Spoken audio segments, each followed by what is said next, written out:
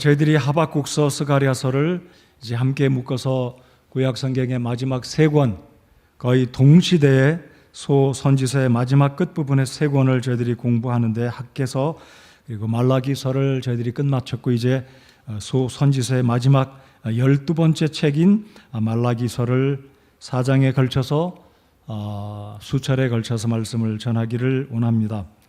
일전에 말씀드렸듯이 말라기서가 4장이니까 집에서 수번 계속해서 반복해서 읽어 오시면 더욱더 복된 말씀이 되어지리라 라고 생각합니다. 여러분, 말라기서는 굉장히 독특한 책입니다. 이 말라기의 이름은 신구약 성경 통틀어서 어디에도 발견할 수가 없고 오직 1장 1절에 딱 한 번 등장합니다.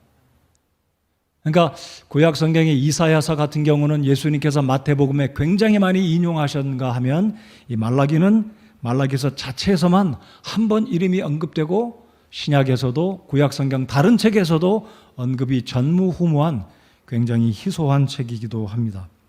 그래서 말라기의 이름의 뜻은 정확하게 성경학자들이 무엇이다라고 정확하게 알아내지 못한 의미가 말라기라는 이름입니다. 그래서 말라기의 의미는 나의 사자다, 나의 사자, 하나님의 메신저, 하나님의 엠베세더라는 의미가 있지만, 그래서 혹자, 어떤 학자들은 이 말라기의 세 글자의 이름은 본인의 이름이 아닐 수도 있다. 왜냐하면 나의 사자다, 하나님의 사자다, 하나님의 메신저다라고 하기 때문에 이것은 선지자 말라기 개인의 이름이 아닐 수도 있다라고 보고 있습니다. 저도 잘 모르겠어요.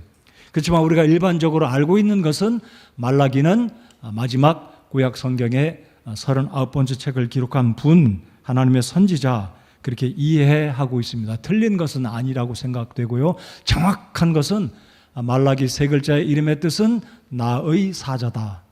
그래서 말라기의 이름의 뜻은 정확하게 알지 못하지만 대다수의 학자들은 이 말라기의 저자가 말라기 선지자일 것이다라는 통일성에는 의심이 없습니다.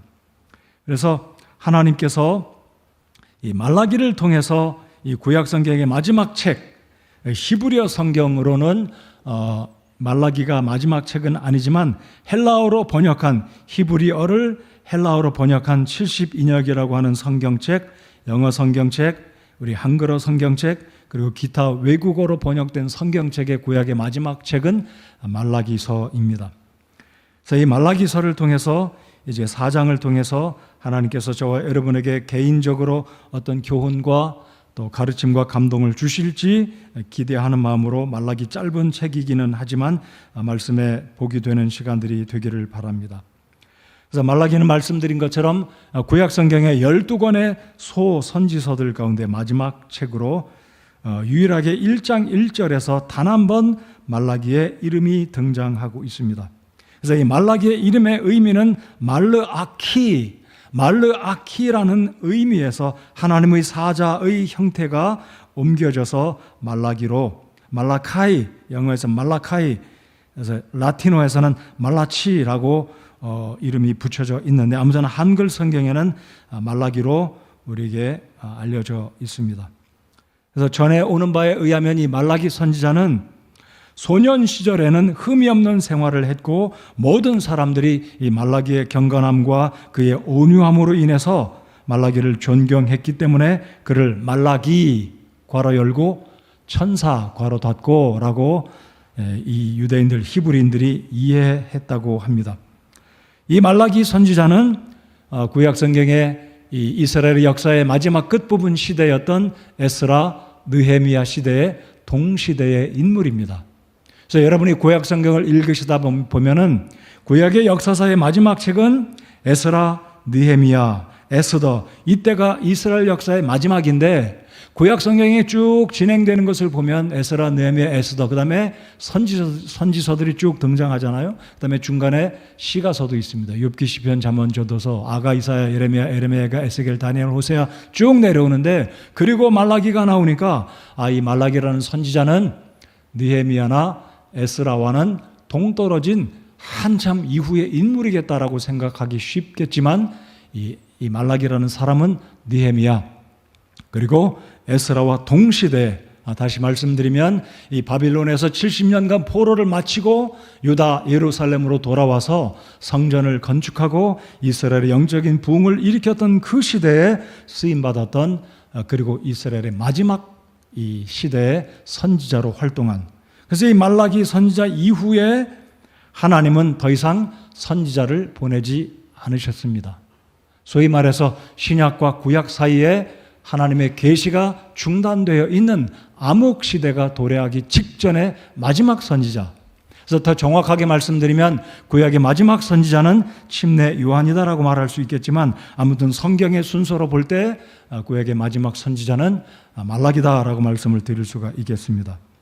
자, 그러면 이 말라기서의 배경을 잠깐 말씀드리면, 말라기 선지자가 활동했었던 당시의 배경은 이렇습니다.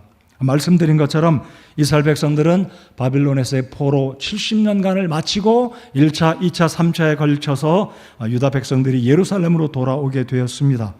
그래서 우리가 학개서를 배울 때 이스라엘 백성들이 바빌론에서 돌아왔지만 하나님의 성전을 건축하기를 시작했다가 이런저런 어려움을 맞았을 때 성전 건축을 중단하고 자신들은 좋은 판벽한 널판지, 좋은 집에 살았을 때 학개 선지자가 유다 백성들을 촉구하고 너희가 어찌하여 하나님의 성전을 건축하기를 멈추고 너희는 좋은 집에 거하겠느냐라고 그들을 권고했을 때 다시 학개 선지자가 당시에 영적인 어떤 도전을 함으로 스룹바벨을 기점으로 스룹바벨의 리더 아래에서 성전을 건축하고 성전을 이제 완공하게 된 것이 예수님이 오시기 전 516년입니다. 그러니까 예수님이 오시기 전 516년에 스룹바벨의 인도에 의해서 솔로몬 성전 이후로 두 번째 성전이 완공이 되고, 그리고 약 20년이 지난 그 시절, 그 무렵이 바로 이 말라기 선지자가 활동했던, 다시 말씀드립니다. 그러니까 느헤미야와 에스라, 스룹바벨, 말라기, 학개, 이런 선지자들은, 이런 리더들은 거의 동시대에 예수님이 오시기 전 430년에서 약 500년 중반까지 같이 활동했던 하나님의 일꾼들이다라고 기억해 주시면 되겠습니다. 그래서 이 당시 말라기 선지자가 활동했을 때에 비록 성전은 완공이 되었지만 유대인들이 70년 동안 바빌론에서 포로 생활을 마치고 드디어 애가 타고 기다리던, 그 간절히 기다리던 고향 땅에 돌아왔을 때 이들의 감격은 이루 말할 수가 없을 것입니다. 여러분, 우리가 일제강점기에 몇 년 만에 해방을 맞았습니까? 36년이죠. 근데 이스라엘 백성들은 70년이니까 그 기쁨과 그 설레임과 그 기대감은 말할 수 없이 컸을 것입니다. 근데 정작 예루살렘에 돌아왔을 때 여전히 무정부입니다. 왕이 없어요. 죽었잖아요. 마지막 왕 유다 왕 시드기야가 두 눈이 뽑히고 왕자들이 다 죽임을 당하는 처참한 상황은 정치적으로 여전히 변동은 없었습니다. 이제 자유인이 돼서 예루살렘에 돌아왔지만 여전히 사회적으로는 가난했고 이방 족속들의 침략 앞에서 이들이 두려움 가운데 있었습니다. 성전은 완성이 됐지만 문제가 있던 게 뭐냐면 제사장들의 타락이었습니다. 이 제사장들이 영적인 리더십을 발휘해서 하나님 앞에 성전에서 예배를 드리고 제사를 드릴 때 정성을 다해서 드려야 되지만 이 제사장들은 좋은 재물은 뒷전으로 빼가지고 자기들이 먹고 좋은 것은 취하고 불합격의 제물을 하나님께 드립니다. 눈 멀고 다리 저는 하나님의 성전에 제물로 드릴 수 없는 제물들을 드릴 때 제사장의 타락으로 말미암아 이스라엘 당시 말라기 선지자가 활동하던 당시의 영적인 상황은 거의 바닥을 치고 있던 상황이었습니다. 경제적으로도 어렵고 종교적으로도 영적인 어떤 이 열정은 다 식어진 타락하는 시대, 제사장들이 이방 여인을 데려다가 혼합 결혼을 하고 하나님 앞에 열정을 회복하지 못하는 그 상태에서 이스라엘 백성들도 결국은 제사장들의 영적인 리더십이 그 정도밖에 되지 않으니까 이스라엘 백성들도 영적으로 거의 바닥에 내려앉는 그런 상황 가운데 이 말라기 선지자가 메시지를 주는 것이 무엇이냐면 그래도 하나님은 여전히 여러분들을 사랑하신다라는 것입니다. 자, 1장 2절을 보시기 바랍니다. 주가 말하노라 내가 너희를 사랑하였노라. 저를 따라서 해 보십시오. 하나님은 이 시대에도 지금 이 순간도 나를 사랑하신다. 나에다가 강조를 두셔야 돼요. 나를 사랑하신다. 믿으십니까? 여러분, 우리는 기가 막힌 시대에 살아요. 오늘도 신학교에서 강의를 하고 목사님들과 점심을 같이 먹으면서 우리나라가 예산을 수백 조를 세우는데 그게 다 빚잔치예요. 우리나라 국민들이 떠안는 빚이 얼마나 큰지, 우리나라 큰일 난 이런 상황들을 생각하면 소망이 없는 거예요.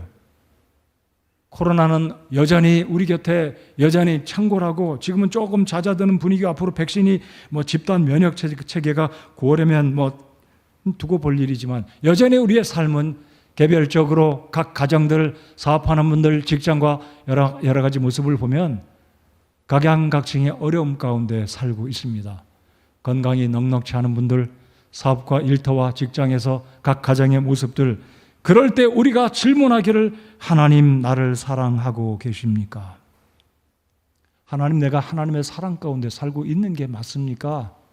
여기까지만 해도 괜찮은데 한술 더 떠서, 하나님 도대체 나를 사랑하시는 겁니까? 라고 하나님께 반문할 수가 있다는 겁니다. 마치 이 말라기 선지자가 활동했던 그 당시에 말라기의 배경에 이 유대인들이 생각하기를, 하나님 진짜로 우리 백성들, 하나님의 백성들, 하나님이 선택한 우리 유다 백성들을 사랑하십니까? 라고 이 말라기 시대 유다 백성들이 하나님께 반문했다는 거예요.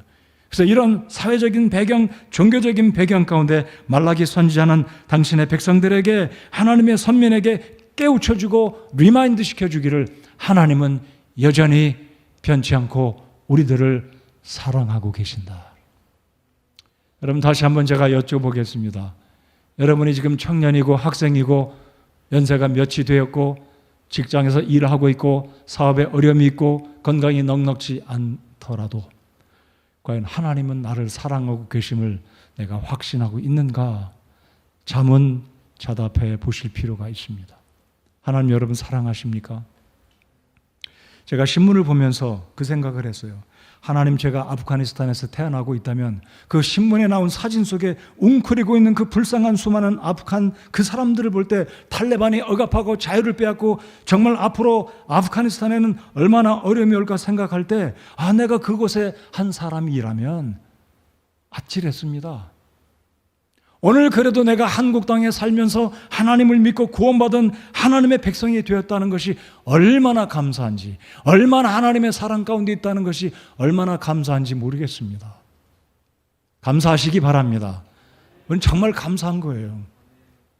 내가 있는 것이 남들과 비교해서 부족하다고 생각하고, 나 하나님의 사랑 가운데 남들처럼 그 큰 사랑 받지 못하고 있다, 하나님 불공평합니다가 아니라, 내가 이 땅에 태어나 구원받은 것 자체가 얼마나 감사한 건지 우리는 잊지 말아야 합니다. 내가 가진 것이 남들과 비교해봐서 부족하지만, 그래도 여러분, 우리 한국 사람들은요 얼마나 잘 사는지, 물 펑펑 쓰고 필요한 거 다 먹고 필요한 거 입고 부족함이 없이 차 타고 다니고 좋은 전화기 들고 있고 에어컨 켜고 살고 얼마나 편하게 살고 있습니까? 하나님이 우리를 사랑하시는 증거 중에 하나라고 저는 믿습니다. 근데 제가 말씀드리고 싶은 오늘 설교의 포인트는, 제가 이렇게 막 가다 보면 또 설교 원고에서 벗어나면 막 잊어먹을 때가 있어요. 제가 말씀드리고자 하는 포인트는 이겁니다.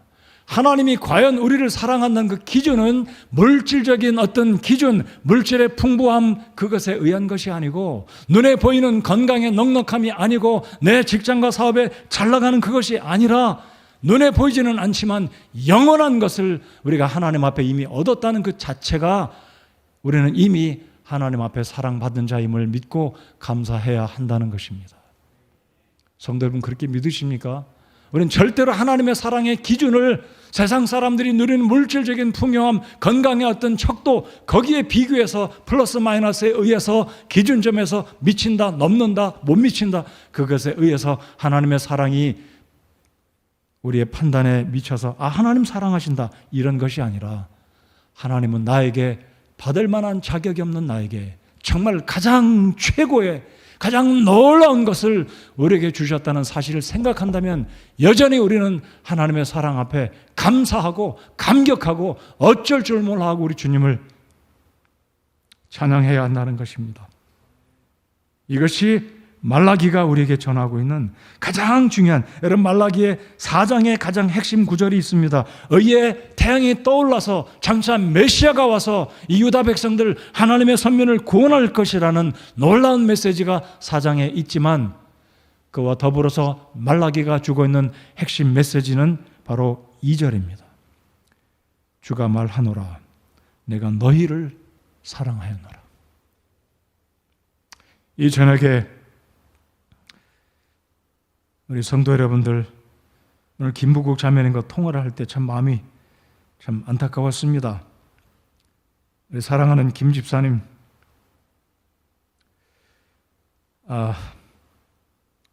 육신의 질고를 안고 살아가시는 모습을 보았을 때 참 마음이 안타까웠습니다. 그렇지만 여전히 제 마음속에서, 여러분의 마음속에서 우리가 확신해야 될 것은 하나님은 지금도 나를 사랑하신다는 사실입니다.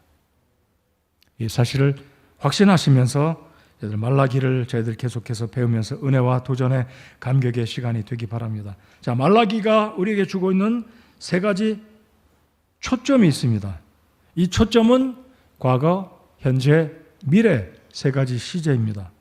제가 다니엘서를 이제 거의 다 끝마치고 정리 끝마치고 이제 암송 요절을 위한, 우리 주일학교 중고등부 학생들을 위한 암송 책이 1009절이 이제 만들어져서 조만간에 그 책도 나올 것이고, 다니엘서도 이제 나올 거라고 생각합니다. 제가 다니엘서 서론에 언급한 다니엘서는 다른 대선지서들에 비해서, 이사야, 에스겔, 예레미야 책에 비해서 분량은 작지만 다니엘서도 과거, 현재, 미래를 다루고 있는 3 시제를 다루고 있는 책인데, 이 말라기서도 짧은 책이지만 이 말라기 4장 속에 3가지 초점으로 과거, 현재, 미래로 나누어서 독자들에게, 당시 유대인들에게 하나님께서 교훈을 해주고 계십니다. 그럼 첫 번째, 과거는 무엇이냐면 이스라엘 민족에게 하나님이 주셨던 특권이 무엇인지 보여주고 계십니다. 무슨 특권입니까? 너희들은 내가 선택한 chosen people, 특별한 선민이다. 여러분, 이 세상에 하나님에 의해서 선택받은 백성 민족이 누구겠습니까? 없습니다. 유대인들입니다. 그런데 이 유대인들이 우상을 숭배하고 바빌론에 가서 톡톡한 하나님의 징계를 받고 70년의 대가를 지불하고 돌아오지 않았습니까? 그래서 말라기에서 우리가 볼 수 있는 3가지 초점은 이들의 과거, 하나님께서 이들에게 특권을 베푸셨음에도 불구하고 이들이 하나님의 은혜를 저버렸다. 그럼 현재의 모습은 말라기 선지자 당시 주전 430년경에 이들은, 말라기 선지자가 이 서신을 기록할, 이 책을 기록할 당시 현재의 유다인들은 타락의 바닥에서, 영적으로 바닥에서 허우적거리고 있던 모습이 바로 현재의 모습이라는 거죠. 과거가 그러했다면 현재가 그러면 미래는 무엇이냐면 장차 하나님은 말라기 3장 4장을 통해서 회복시켜 주실 것이다. 그래서 말라기는 과거와 현재와 미래를 우리에게 보여주는 3가지 시제가 다 들어있습니다. 그래서 말라기서가 기록된 연대는 정확하게 산출해내기가 쉽지 않습니다. 왜냐하면 말라기 이름 자체도 딱 한 번 등장하고 역사적인 배경, 상세한 내용이 없기 때문에 이 말라기가 언제 기록된지 모르지만, 이제 1장 8절을 잠깐 보시겠습니다. 1장 8절, 만군의 주가 말하노라 너희가 눈먼 것을 희생물로 드리면 그것이 악하지 아니하냐. 성전에 제사를 드린다는 이 의미를 10절에서 볼 수 있겠는데, 이 8절 하반절에 보면 내 총독이라는 단어가 나옵니다. 총독. 이 총독이란 단어는 페르시아 언어로 페하트, 독특합니다. 우리말로 폐하잖아요. 폐하, 가장 높은 분. 근데 페하트라는 말은 폐하를 가리키는 페르시아 단어입니다. 그러니까 이 말라기에 페하트라는 단어가 기록되었고 총독이라는 언급이 있었다는 것은 말라기 선지자 시대에 페르시아의 정권, 페르시아의 통치의 영향 속에 있었다는 것을 시대를 산출하니까 이때가 주전 450년 전후다라는 것을 산출해낼 수 있기 때문에 말라기서가 기록된 것은 420년, 430년 또는 450년으로 산출해낼 수 있다. 그러니까 지금서부터 약 2500년 전에 말라기서가 기록됐다는 것입니다. 자, 10절을 또 한번 보시겠습니다. 여러분 무료하시니까 10절을 다 같이 한번 읽으시겠습니다. 10절 시작. 만군의 주가 말하노라. 너희 가운데 조금이라도 받지 아니하고 문들을 닫을 자가 과연 누구냐? 또 너희가 조금이라도 받지 아니하면 내 제단에 불을 피우지 아니하는도다. 내가 너희를 기뻐하지 아니하며 너희 손에서 헌물도 받지 아니하리라. 성전이 다 무너졌잖아요. 근데 스룹바벨이 성전을 공사를 완공한 것이 주전 516년이니까 최소한 지금 성전에서 제사를 드리고 있으니까 말라기 선지서가 기록된 것은 516년 이후라는 것을 8절과 10절에서 유추해낼 수 있다는 것입니다. 아무튼 기록 연대가 그렇게 중요한 것은 아니지만 참조하시면 도움이 되시리라고 생각합니다. 그러면 이 말라기서의 기록의 목적은 무엇이냐면 오늘 제가 강조했던 겁니다. 너희들 잊지 말아라, 의심하지 말아라, 하나님께 원망하지 말아라. 여전히 하나님은 너희들을 사랑하신다. 하나님은 유다 백성들, 여러분들, 너희들을 사랑한다는 메시지가 말라기의 핵심 중요한 메시지가 되겠습니다. 자, 그럼 말라기가 오늘 우리와 여러분과 저와 무슨 연관이 있겠습니까? 이 말씀을 여러분이 생각하실 때 말라기는 예수님이 오시기 전 주전 400년, 500년 전에 책이니까 나와 상관이 무슨 상관이 있겠느냐. 이러면 큰 은혜나 도움이나 도전받지 못합니다. 이 말라기는 나를 위한 말씀이다라고 받으시는 여러분과 제가 되기 바랍니다. 하나님 말씀하시기를 나를 사랑하신다 주님 말씀하십니다. 다시 한번 여쭤보겠습니다. 하나님께서 여러분을 사랑하심을 믿으십니까? 믿으시기 바랍니다. 하나님 정말 우리를 사랑하십니다. 나를 사랑하세요. 여러분 모두를 사랑하십니다. 이것이 말라기의 기록 목적입니다. 자, 말라기의 중심 주제는 1장 2절입니다. 4장으로 잠깐 넘어가 보시겠습니다. 4장, 마지막 4장으로 가시면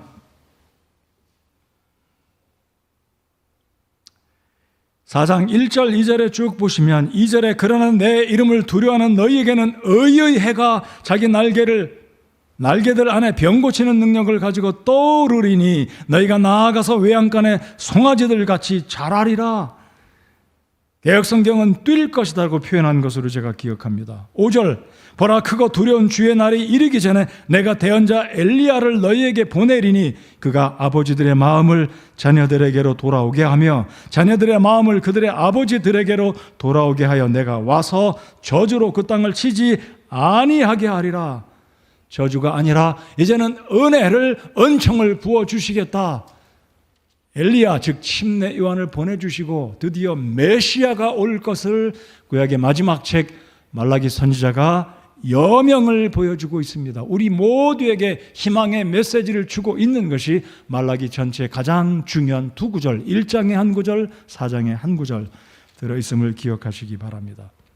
자, 이제 말라기의 6가지 논쟁에 관한 6구절을 찾아 읽으실 텐데 펜이 있으신 분들은 저와 함께 6구절에 동그라미를 치시고 앞으로 6구절을 이제 말라기를 강의할 때마다 집중해서 6가지 논쟁을 함께 나누기를 원합니다. 첫 번째는 1장 2절입니다. 자, 여기에 6가지 논쟁이 나오는데 유다 백성들이 하나님께 질문합니다. 하나님 정말 이렇습니까? 하나님 우리를 사랑하십니까? 라고 묻는 이 질문 앞에 하나님이 대답하시길 그래 내가 너희를 여전히 사랑한다. 묻고 대답하는 질문 형식으로 6가지의 논쟁, 대화가 등장을 합니다. 그래서 이 말라기서에 등장하는 논쟁적인 문체 형체를 이 문체 형식을 가리켜서 어떤 학자들은 말하기를 말라기에 등장하는 6가지 토론을 소크라테스적이다. 철학자들이 말하는 질문하고 대답하는 논리적인 어떤 디스커션, 디베이트, 논증식으로 구성이 되었다라고 보는 사람도 있고요. 또는 혹자는 말하기를 교리 문답적이다. 물으면 대답하는 문답적이다. 네, 가장 쉽게 기억하기 좋은 것은 하나님과 이스라엘 백성들 사이의 논쟁입니다. 오해하지 마십시오. 하나님이 논쟁 시작하신 것이 아니라 백성들이 하나님의 사랑을 의심하고 오해하고 하나님께 따지자, 하나님께 그렇게 따지는 거예요. 하나님 우리 사랑합니까? 아닙니다. 하나님이 대답하세요. 자, 예를 들어서 2절 동그라미 치십시오. 2절을 보시면 그러나 너희는 이르기를 주께서 어떤 점에서 우리를 사랑하셨나이까 하는도다. 2절에 동그라미를 치십시오. 이것이 첫 번째 말라기에 등장하는 6가지 논쟁 중에 첫 번째입니다. 1장 2절 치셨죠? 자, 2절 다 같이 읽으시겠습니다. 시작. 주가 말하노라 내가 너희를 사랑하였노라. 그러나 너희는 이르기를 주께서 어떤 점에서 우리를 사랑하셨나이까 하는도다. 주가 말하노라 에서는 야곱의 형이 아니냐. 그러나 내가 야곱을 사랑하고. 자, 그래서 2절을 보면 하나님이 대답하시고 하나님이 질문 던지시고 이스라엘 백성들이 또 질문하고 답하는 이런 형식. 자, 1장 6절을 이제 보시면 내 이름을 멸시하는 제사장들아 만군의 주가 너희에게 이르기를 아들은 자기 아버지를 공경하고 종은 자기 주인을 공경하나니 그런즉 내가 아버지 일진데 나를 공경함이 어디 있느냐. 내가 주인일진데 나를 두려워함이 어디 있느냐 하거니와 너희는 이르기를 우리가 어떤 점에서 주의 이름을 멸시하였나이까. 핑계대는 거죠. 하나님 우리가 언제 주님 이름 멸시했습니까? 그런 적 없는데요 라고 하나님께 또 대답합니다. 이게 두 번째 논쟁입니다. 자, 세 번째 2장에 가셔서 이제 2장의 세 번째 논쟁은 10절로 16절까지인데 14절에 동그라미를 치시기 바랍니다. 14절을 보면 불신에 관한 논쟁입니다. 첫 번째는 하나님의 사랑에 관한 논쟁이고 두 번째는 우리 하나님의 존귀와 하나님을 경외하는 부분, 하나님을 사랑하는 부분에 대한 논쟁이라면 세 번째는 하나님께 불신하는 논쟁의 요소가 이제 10절부터 16절까지. 그래서 14절을 제가 읽습니다. 그러나 속이는 자 곧 자기 양떼의 수컷이 14절 제가 1장을 읽었습니다. 죄송하고요. 그럼에도 너희는 이르기를 2장 14절 너희는 이르기를 어찌된 까닭이니까 하는도다. 그 까닭은 주께서 너와 내게 어려서 취한 아내 사이에 증인이 되셨기 때문이라. 내가 그녀를 대적하며 배신하였으나 그녀는 여전히 내 짝이요 내 언약의 아내니라. 14절에 이 의미는 무엇이냐면 우리가 어떻게 하나님의 언약을 무시하고 하나님의 언약을 욕되게 했나이까. 그러니까 이 말씀은 제사장들이 자신의 아내를 버리고 이방인들을 취해서 또다시 결혼하는 제사장들의 타락의 질문, 그래서 제사장들이 하나님께 변명하는 논쟁의 문제가 2장 14절의 요소가 되겠습니다. 네 번째, 2장 17절로 3장 5절까지 이제 2장 17절을 동그라미를 치시고 17절을 저희들 다 같이 읽겠습니다. 2장 17절. 여러분 2장 17절 패턴이 똑같이 시작되죠? 다 같이 읽겠습니다. 시작. 너희가 너희 말로 주를 치게 하고도 이르기를 우리가 어떤 점에서 그분을 지치게 하였느냐 하나니 너희가 이르기를 악을 행하는 자마다 주의 눈앞에서 선한 자며 그분께서 그들을 기뻐하신다 하거나 혹은 이르기를 심판하시는 하나님이 어디 계시냐 하는 점에서 그리하였느니라. 자, 계속 질문하는 너희가 이리 하였는데 이렇게 너희들이 말하느냐? 이리 하고도 너희가 안 하였다고 하겠느냐? 이렇게 하지 아니하였느냐? 하나님이 물으실 때 백성들은 아니요. 언제 그랬습니까? 그런 적이 없는데요. 라고 하나님께 반문하고 논쟁하는 모습입니다. 그래서 2장 17절은 하나님의 공의에 관한 논쟁이고요. 이제 다섯 번째 3장 6절로 12절 사이에 3장 7절의 동그라미를 치시기 바랍니다. 그래서 이제 다음 주부터 이 6가지 논쟁을 중심으로 하나님의 말씀에 교훈을 받기를 원합니다. 3장 7절 만군의 주가 말하노라 심지어 너희 조상들의 날들로부터 너희가 내 규례들을 버리고 떠나 그것들을 지키지 아니하였도다. 내게로 돌아오라. 그리하면 나도 너희에게로 돌아가리라.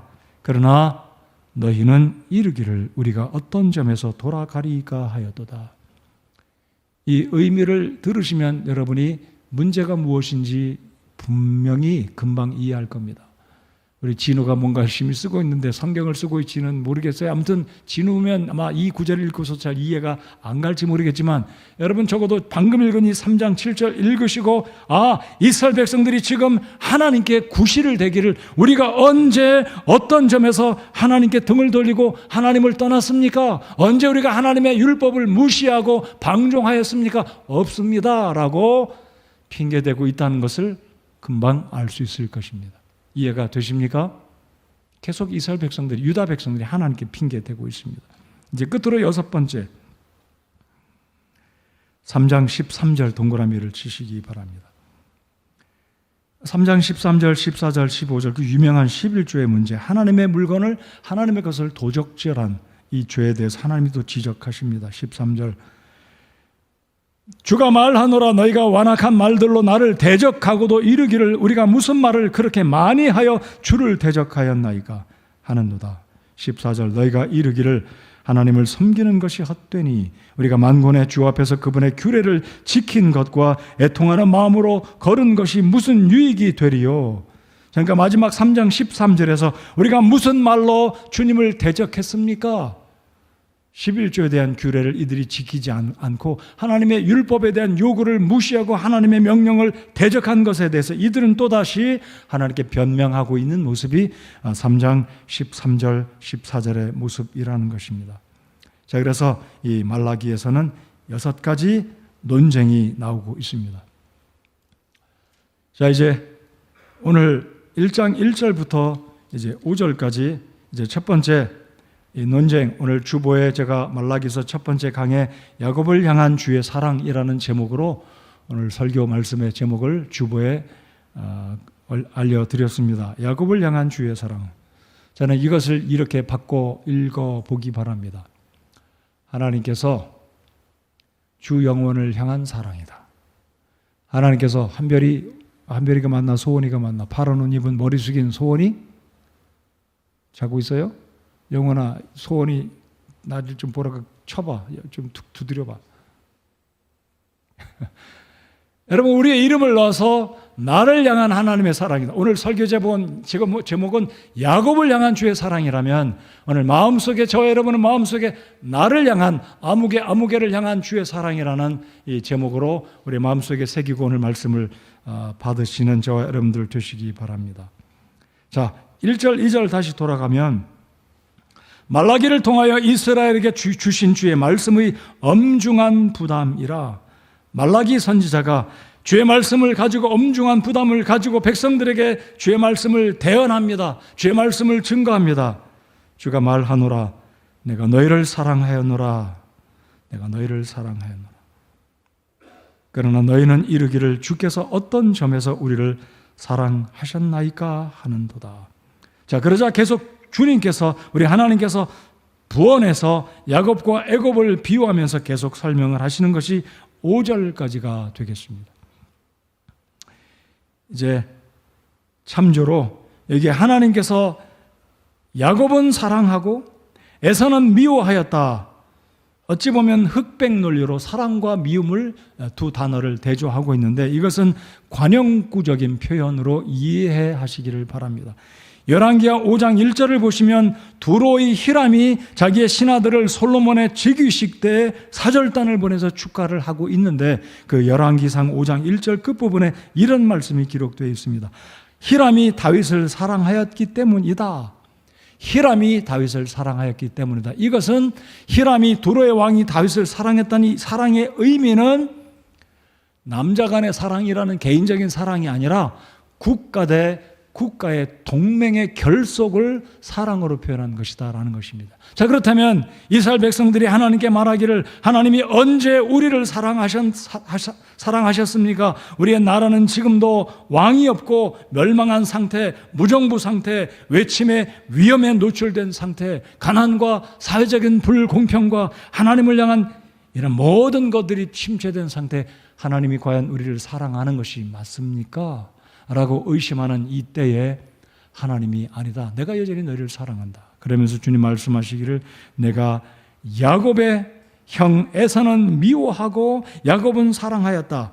2절 하반절에 그렇게 말씀하지 않습니까? 그러나 내가 야곱을 사랑하고 에서는 미워하였으며, 이 의미는 하나님을 사랑하는 백성은 하나님이 사랑하시고 하나님의 백성을 미워하는 이 에돔 족속을 하나님이 여전히 미워하시고 하나님이 심판하신다는 측면에서 당신의 백성은 사랑하시고 당신의 백성을 미워하고 홀대했던 에서의 후손들인 에돔들은 하나님이 결국은 그들을 심판하시고 하나님께서 다루시겠다라는 표현으로 사랑과 미움으로 하나님이 대조적으로 표현하고 계시다는 것입니다.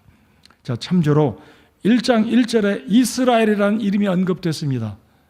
여기서 언급된 이스라엘이라는 단어는 유다 백성들이 포로기 바빌론에서 70년을 마치고 돌아온 이후로는, 잘 들으십시오, 유다 백성이 멸망하기 전에는 열왕기상하 역대상하를 보면 유다 백성들이란 분명한 구분이 있었습니다. 이스라엘과 유다.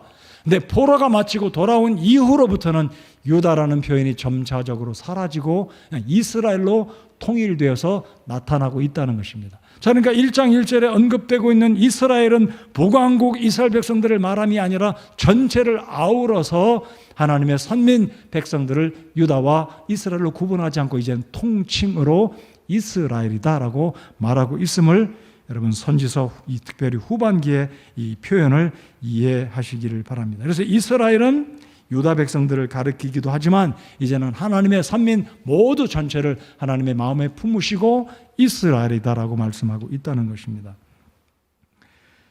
자, 아무튼 우리 하나님께서 이제 말라기 선지자를 통해서 하나님께서 백성들을 사랑하신다. 그래서 오늘 첫 번째 이 말라기 강해 이 시간에 우리가 집중해서 묵상하고 위로받고 확신하고 돌아가기 바라는 것은요, 하나님이 나를 사랑하신다는 것입니다. 하나님이 여러분 모두를 사랑하신다는 것을 확신하고 돌아가시기 바랍니다.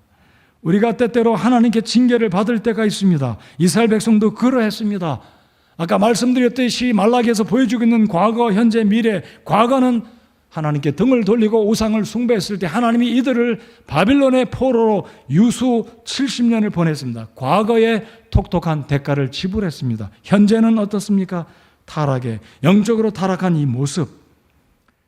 자, 이런 상황 가운데서도 하나님은 여전히 이들에게 사랑하신다라는 메시지를 주고 계십니다. 저 여러분의 삶 가운데 우리가 단면을 보고 물질적인 환경, 직업적인 환경, 사업의 형통, 부형통을 바라 어떤 불형통, 넉넉함과 넉넉지 못함, 건강과 건강하지 못함을 판단하고 내가 하나님께 사랑을 받고 있다, 잣대를 갖다 대고 나는 하나님의 사랑 가운데 있다, 또는 하나님의 사랑 가운데 나는 멀어져 있다라고 판단하시지 않고, 섣부른 판단하시지 않고, 우리의 하나님의 사랑은 결코 물질적이고 환경적이고 우리의 눈에 판단되지는 그런 것에 의한 것이 아니라 영원한 것, 하나님의 진정한 사랑은 우리를 죄악 가운데서 구원하시고 우리를 천국에 보내시고 천국에 우리가 장차 거할 영원한 처소를 예비하시는, 그리고 눈에 보이지는 않지만 지금 당장은 내가 오히려 하나님의 징계 가운데 있다 할지라도 여전히 우리는, 저와 여러분은 하나님의 사랑의 중심 가운데 분명히 있다는 것을 의심하지 않으시기를 바랍니다. 그래서 잠언 13장 24절에 회초리를 아끼는 자는 자기 아들을 미워하거니와 그를 사랑하는 자는 어릴 때에 그를 징계하느니라. 하나님께서 우리를 때때로 징계하시는 때가 있습니다. 여러 가지 모양으로 징계를 하실 때 하나님 나 미워하신다 라고 판단하는 것이 아니라 하나님 여전히 나를 사랑하고 계시기 때문에 징계하신다. 여러분, 그래서 히브리서 12장 8절에 모든 사람의 징계를 받음으로 너희에게 징계가 없으면 너희가 사생하여 아들이 아니니라 라고 말씀하고 있지 않습니까? 욥기 5장 17절 8절에서 보라, 하나님께서 바로잡아 주시는 자는 행복한 자니, 잘 보십시오, 하나님께서 바로잡아 주시는 자는 행복한 자니 그런즉 나는 전능자의 징계를 업신여기지 말지니라. 너는 전능자의 징계를 업신여기지 말지니라. 그분께서는 아프게 하시다가 싸매시며 상하게 하시다가 자신의 손으로 온전하게 하시느니라 라고 말씀하고 있기 때문입니다. 요한복음 1장 50절에 나다니엘을 주님이 만나실 때 주님이 뭐라고 말씀하십니까? 나다나엘아, 내가 너를 무화과 나무 아래에 있을 때 이미 보았다라고 말씀합니다. 여러분, 이 사실을 믿으십니까? 하나님은, 내가 하나님을 볼 수 없지만 하나님의 나를 돌보시는 세밀한 손길을 모든 사사건과 모든 여건과 상황과 조건 가운데 내가 느끼지 못하더라도 하나님은 나를 보고 계시고 나를 지키시고 나와 동행하고 계심을 믿으십니까? 바로 이것이 오늘 말라기가 우리에게 주고 계시는, 여전히 하나님은 나를 사랑하고 계신다는 사실입니다. 여러분, 열왕기하 20장 5절에 하나님은 히스기야 왕에게 이런 메시지를 이사야를 통해 들려주고 계십니다. 되돌아가서 내 백성의 대장 히스기야에게 말하기를 주고 내 조상 다윗의 하나님이 이같이 말하노라. 내가 내 기도를 들었고 내 눈물을 보았노라. 보라, 내가 너를 낫게 하리니 내가 셋째 날에 주의 집에 올라가리라 그랬습니다. 저를 따라서 해 주시기 바랍니다. 내가 내 기도를 들었고 내 눈물을 보았노라. 우리 하나님 아버지께서 우리의 기도를 들으시고요, 우리가 고통 중에, 낙심과 좌절 중에 눈물을 흘릴 때 우리의 고통을 보시는 하나님이십니다. 그래서 오늘 하나님께서 이스라엘 백성들에게 들려주시는 말씀은, 너희들이 어떤 점에서 하나님 우리를 사랑하였느냐라고 의문의 그 의심의 불평의 대답을 하나님께 그런 제안을 드릴 때 하나님 말씀하시기를 내가 여전히 너희를 사랑한다 라고 하나님이 말씀하심을 기억하시기 바랍니다. 그래서 이 하나님의 사랑은요, 이사야 55장 6절에서 있는 말씀을 통해 다시 한번 여러분 모두에게 도전이 되시기를 바랍니다. 너희는 주를 만날 만한 때에 그분을 찾으라. 그분께서 가까이 계실 때에 그분을 부르라. 사악한 자는 자기 길을 버리고 불의한 자는 자기 생각을 버리고 주께로 돌아오라. 그리하면 그분께서 그에게 긍휼을 베푸시리라.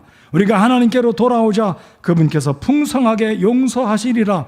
내 생각들은 너희 생각들과 같지 아니하며 내 길들은 너희 길들과 같지 아니하니라. 주가 말하노라. 하늘들이 땅보다 높음같이 내 길들은 너희 길보다 높으며 내 생각들은 너희 생각들보다 높으니라. 비와 눈이 하늘에서 내려와 거기로 되돌아가지 아니하고 땅을 적셔서 땅이 열매를 맺게 하고 짝을 내게 하며 씨 뿌리는 자에게 씨를 주고 먹는 자에게 빵을 주게 하는 것 같이 내 입에서 나아가는 내 말도 그리하여 그것이 헛되이 내게로 되돌아오지 아니하고, 내가 기뻐하는 것을 이루며 내가 그 말을 보내어 이루게 하려는 이 일에서 형통하리니 너희가 기쁨으로 나가며 평안히 인도될 것이요 산들과 작은 산들이 너희 앞에서 소리내어 노래하고 들의 모든 나무가 손뼉을 치리라 라고 말씀하십니다. 여러분, 하나님의 생각과 하나님의 일하심과 하나님의 뜻은 저와 여러분의 생각과 월등히 비교할 수 없이 놀랍고 탁월하고 완벽하심을 믿으십니까? 그래서 하나님의 사랑은 내가 지금은 당장 느끼지 못하더라도, 판단이 잘못될지라도 여러분은 의심치 않고 하나님은 여전히 이 밤에도 나를 사랑하고 계신다. 하나님은 여전히 그래도 우리 가정 사랑하신다. 우리 부부 사랑하신다. 우리 자녀 사랑하신다. 하나님은 우리 부모님 여전히 사랑하신다는 것을 믿고 감사하시는 여러분 모두가 되시기를 바랍니다. 하나님 우리 사랑하십니다. 자, 1장 1절의 말씀을 언급해 드리고 마치겠습니다. 말라기를 통하여 이스라엘에게 주신 주의 말씀에 엄중한 부담이라 말라기의 부담이 있었겠습니다. 그 하나님의 사람으로 선지자로 말씀을 선포하고 영적으로 다운되어 있는, 침체되어 있는, 불안해하는 그들에게 말라기는 하나님의 메시지를 받고 엄중한 부담을 가지고 하나님의 말씀을 증거하였습니다. 여러분, 우리의 삶 가운데 다가오는 내 판단에 보았을 때 하나님이 나를 사랑하지 않는 것 같을지라도, 내가 인생의 짐, 경제적인 어려움의 짐, 건강의 짐, 가족의 어떤 부담을 가지고 있는 짐, 부모로 인한 짐, 자녀로 인한 짐, 사업으로 인한 짐, 모든 짐으로 인해서 내가 억눌려 있을지라도 의심치 말고 하나님은 여전히 나를 사랑하고 계신다는 이 사실은 자다가 깨어서도 확신할 수 있는, 생시에는 더 확신하는 우리 모두가 되어야 할 것입니다. 여러분, 주님이 이렇게 말씀하시지 않습니까? 수고하고 무거운 짐진 모든 자들아 너희는 내게로 오라. 내가 너희에게 안식을 주리라. 나는 마음이 온유하고 겸손하니 너희 위에 내 멍에를 메고 내게 배우라. 그리하면 너희가 너희 혼을 위한 안식을 찾으리라. 내 멍에는 쉽고 내 짐은 가벼우니라 하시니라. 여러분, 여러분의 인생의 짐 여러분 스스로 매려고 하지 마시고 힘드시다면 자비하신 주님께 가서 내려놓으시기 바랍니다. 주님, 저 정말 힘듭니다. 제 힘으로는 감당 못하겠습니다. 주님, 저 좀 도와주십시오. 경제적인 짐, 건강의 짐, 자녀의 짐, 부모의 짐, 사업의 짐, 영적인 짐 모두 다 주님 앞에 내려놓으시고, 주님이 지금 말씀하신 나는 마음이 온유하고 겸손하니 너희 위에 내 멍에를 메고 내게 배우라. 그리하면 너희가 너희 혼을 위한 안식을 찾으리니 내 멍에는 쉽고 내 짐은 어떻다고요? 가벼우니라. 오늘 말라기 1장 1절과 2절을 통해서 5절까지 우리 주님께서 주시는 이 위로의 말씀, 하나님이 여전히 우리를 사랑하신다는 확신을 가지고 여러분의 인생의 짐, 불안과 좌절과 낙심과 고통에서 주님께 모든 것을 맡겨드리고 여전히 우리를 사랑하시는 자비하신 우리 주님 앞에 주님의 멍에를 메고 주님의 짐을 메고 그 속에서 자유함과 기쁨과 안식과 평안을 누리실 수 있는 저와 여러분 모두가 되시기를 바랍니다. 이 시간 다 같이 고개 숙이시겠습니다.